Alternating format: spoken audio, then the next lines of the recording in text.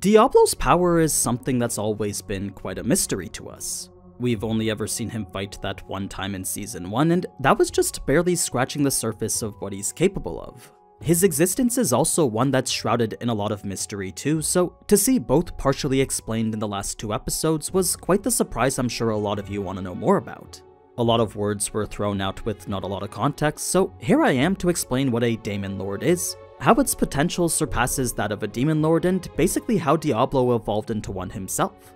I'll also cover everything the anime left out from all the scenes involving Diablo, so if you're curious about things like what he did to the clergy or what he was talking about with the Demon Hunter, this video should have an explanation to all of that. Now, before I get into the rest of that, Rimuru's actually been reincarnated into another world. A world of fantasy I'm sure you're familiar with, and one that happens to be today's sponsor.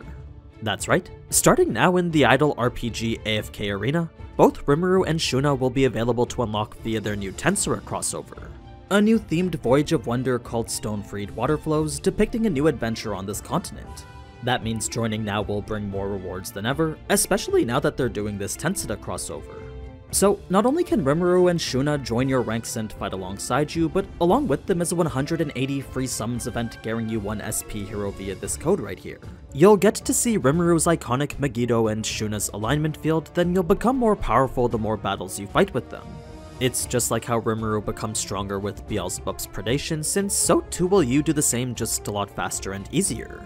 And that to me is probably the most refreshing thing about AFK Arena. Plus, you can even try them and see their in-game skills for free if you want. And with over 100 heroes across 8 different factions, your sphere of influence will continue to grow just like Tempest's. There's a wide selection of heroes waiting to be summoned and adventured with, all of which could be spearheaded by Rimuru and don't even need extra resources to level up.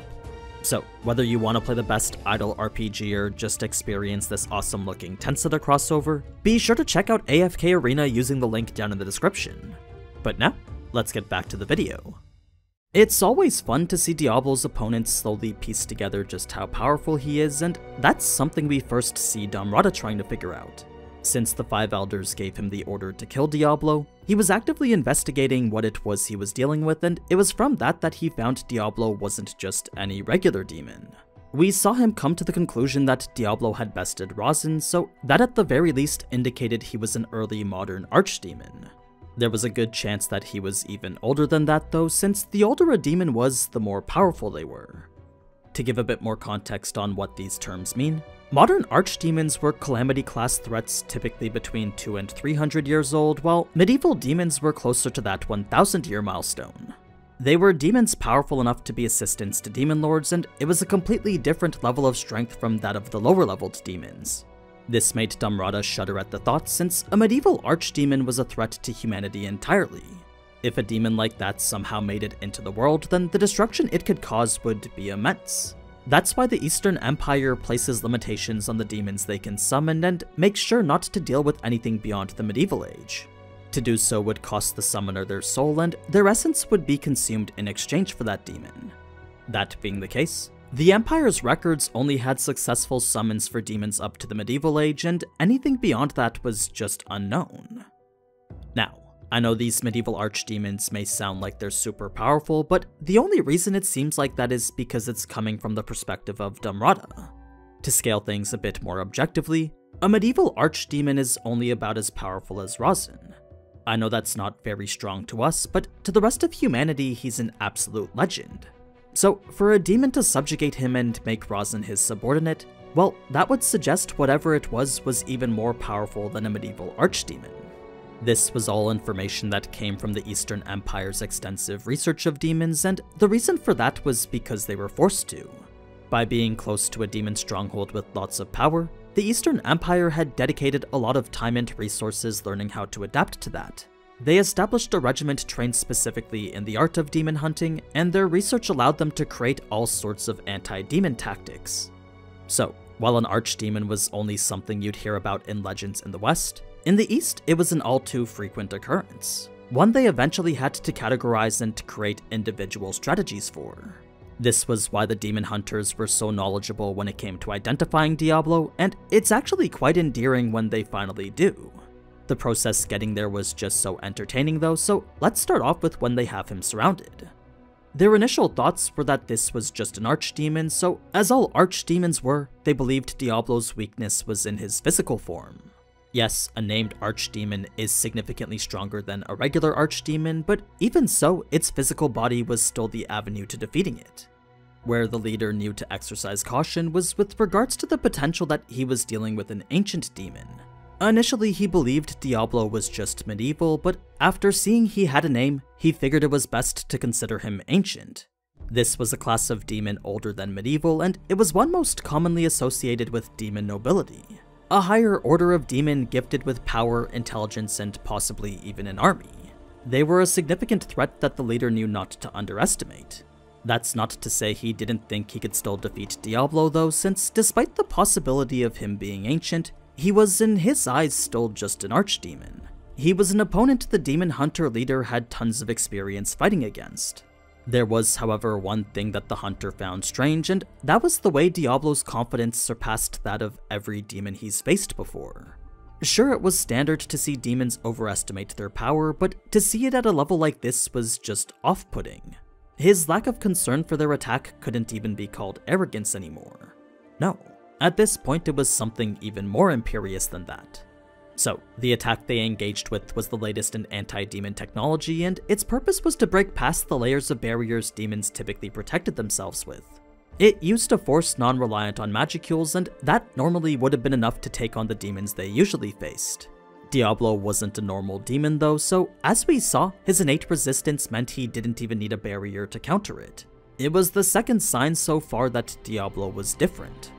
The third came when he named the skill he used to terrify everyone, because this was something only a Daemon Lord class monster could possess, bringing us to that conversation about Daemon Lord factors and demon evolution. This may have been a bit confusing in the anime, but it was essentially Diablo educating this person on how demon society really worked. So the first bit of confusion comes from the hunter's limited knowledge on archdemons. He believed archdemon was the highest level of demon, and because of that, it wasn't possible for them to become a Daemon Lord. It was a supposed fact uncovered by their extensive research on demons, and what that revealed was that every demon had an upper limit to the amount of magicules they could store. Apparently, it was a fixed number across all of them, so though a demon may appear different in both form and strength, that difference stemmed from how much experience they had, not the amount of magicules.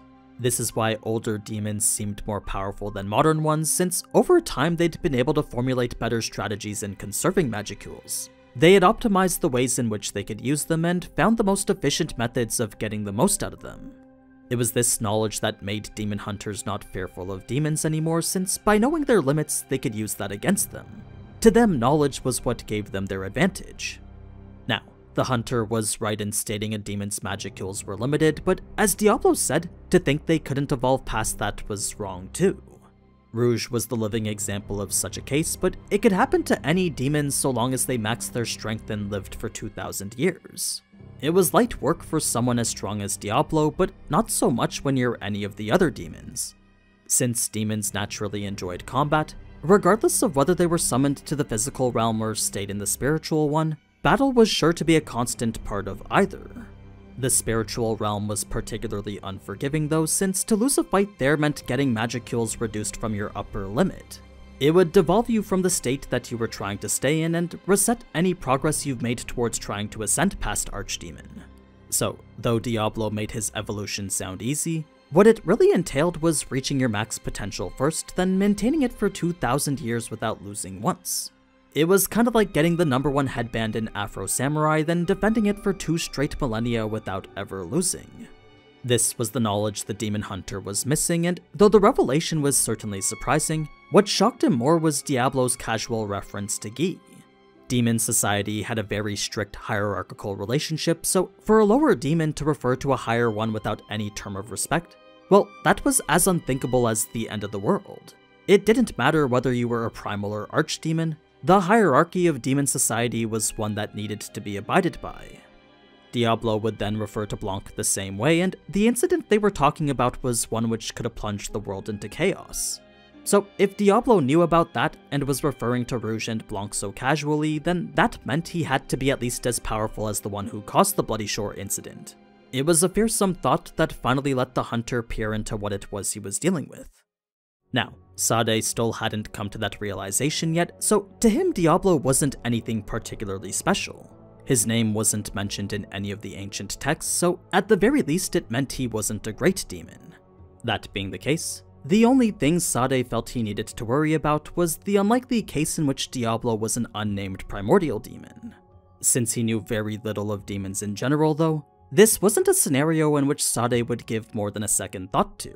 He would simply bolster his confidence with the help of his ignorance. I mean, he was after all strong enough to fight a Daemon Lord, specifically Valentine, since apparently he'd almost defeated him. This made Diablo's arrogance all the more annoying since a supposed archdemon like him was nowhere close to the level of a Daemon Lord. That's when Diablo would reveal he was actually a demon peer instead, and this would go to change pretty much everything. In the anime it's said and translated as Daemon Lord, but to prevent confusion we'll keep calling him a demon peer. So, as a level of demon thought to only exist in legend, unofficially a demon peer was classified as a disaster level threat, an entity with enough force to rival entire countries. They were said to have power far exceeding anything else in the demon family, and not even a higher spirit could come close to how strong they were. In fact, if anyone was to ever hope to have a chance to defeat one, at the very least, multiple elemental lord-class creatures were needed. Demon peers were so incredibly far and few between though that if not for the few vintage tomes dictating their occasional interference in the world, then no one would have even known they existed. So this was the evolution Diablo was referring to, and it completely erased whatever limits were supposed to be imposed on him. His magical count was now at the point which couldn't even be fathomed anymore. It was as soon as the demon hunter heard that this was the case that he would immediately pass out, not from fear but instead relief. Having known he was mere seconds away from fighting a demon peer, the joy he felt knowing he'd avoided that literally knocked him unconscious. It was after this that Sade would reluctantly try and fight Diablo on his own, but no matter how skilled he thought he was before, the fight itself was to say the least humiliating. Sade's specialty was to copy arts and make them his own, so his arsenal consisted of some of the trickiest and most complex magic and arts combinations out there. He was a very versatile fighter and one of the strongest humans on the planet, yet his go-to move amounted to nothing.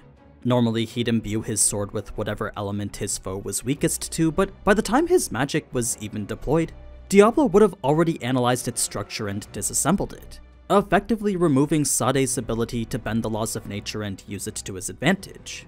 This forced him to fight with arts alone, but with his only advantage being in tactical skill, the difference in strength and magic made it seem like Diablo was fighting a baby. Like, he wasn't trying because he didn't need to, and whatever gap there was in tactical experience, Diablo was quickly closing through careful analysis. He was displaying a level of growth that was genuinely terrifying. Fast forward now to after the clergy had made their appearance, and Diablo would tank their attack like it was nothing. Despite it being ultimate class magic part of the nuclear family, this nuclear flame did absolutely nothing to him. That's when the clergy would switch over to holy magic, and what they would attempt to unleash was their special finisher called Trinity Break, the most powerful spell to ever exist within holy magic. Its disintegrative light reduced anything and anyone down to its composite cells, so no matter how strong you were as a monster or magicborn, even demon lords would find this attack impossible to resist against. Diablo once again couldn't be concerned in the slightest though, since the moment the three would try to cast it, a simple snap of his fingers was all it took to negate it. It wasn't the act of snapping which had cancelled it out though, but instead the casting of an art known as Despair Time. This was an ability Diablo created all on his own, and it used his Tempter unique skill in a way we haven't yet seen before. In addition to the manipulation and control we've seen him use it for in the past, Tempter also came with the subskill Temptation World. Originally it allowed him to affect the target's subconscious and mental state, but Diablo had improved upon it to do so much more. Now it materialized a virtual world of which he had absolute control over, and the victims within would be powerless to do anything but succumb to it. Since the rules were determined entirely by him, he could even go so far as to dictate who could live and who could die within it. What makes this skill even more OP than that though is the way he combines it with reality exchange to make it real. You see, since the world is at first nothing but virtual, reality exchange allows him to take that pretend one and swap it out for the real thing. That means any monster or creature he imagined within would, after reality exchange, take physical form and become real in the physical world. It was a crazy, unfair skill that could be used for all sorts of inhumane things. Despair Time was therefore a combination of Temptation World and Reality Exchange, which, as we saw, trapped the clergy in a world of Diablo's own creation. I imagine he made magic ineffective in it, made it real, then collapsed that separate plane on top of itself. The collapsing part being a separate art he refers to as End of World. It was the act of destroying his newly formed reality and turning it back into nothingness. Now, as OP as making a complete separate plane of existence is, breaking out was technically possible. Should the victim have a well-trained spiritual body, or even just incredibly refined willpower, they could theoretically break themselves out. Doing so meant overpowering Diablo though, so it was very unlikely that anyone could ever do it. But yeah, that was everything we got pertaining to Diablo these past 2 episodes. I hope you enjoyed learning more about him, and if you did, then consider leaving a like and subscribing. You can also check out the Tensura-inspired Genesis tea that we're selling. The link to that will be down in the description. But anyway, as always, thank you so much for watching, and if you enjoyed this type of anime content, then you already know what to do. So, until next time, ciao!